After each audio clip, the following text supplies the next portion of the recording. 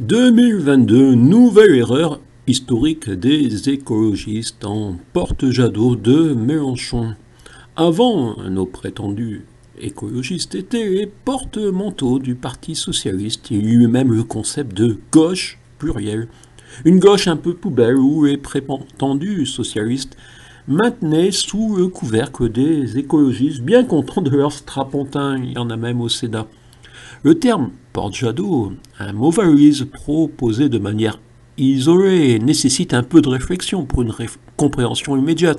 Mais il est évident dans un contexte, par exemple la question à quand un vrai mouvement écologiste crédible et non un porte-Jadot de Mélenchon. 2022 était un impératif écologiste. Un véritable candidat crédible et réaliste aurait dépassé les extrémistes à la présidentielle. Mais M. Jadot fut M. Jadot.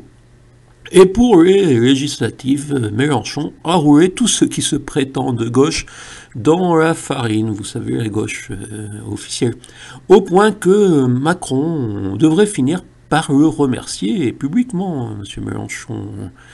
Dans le département du Lot, ainsi ma circonscription, les extrêmes sont à la fête. Naturellement, le Rassemblement national a demandé à Aurélien Pradier, celui qui se conjugue au participe passé, de cesser ses simagrées et de rejoindre ce qui semble bien être sa véritable terre.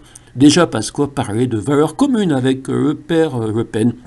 Donc dans la circonscription, on a le choix entre des extrémistes ou des, je ne sais pas quoi, peut-être proches de Jean-Michel Bellé, c'est-à-dire, vous savez. Où sont les écologistes? Je ne suis pas candidat, la France harmonieuse n'a pas de candidat, aucune visibilité dans les médias, naturellement. Dans les médias du département, c'est devenu impossible. Vous savez, c'est la dépêche du midi et la vie quercidoise de Monsieur la Bonne du Maire.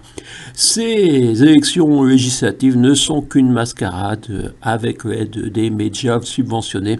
Une suite de la confiscation des partis par les partis de la démocratie avec des médias subventionnés. Oui.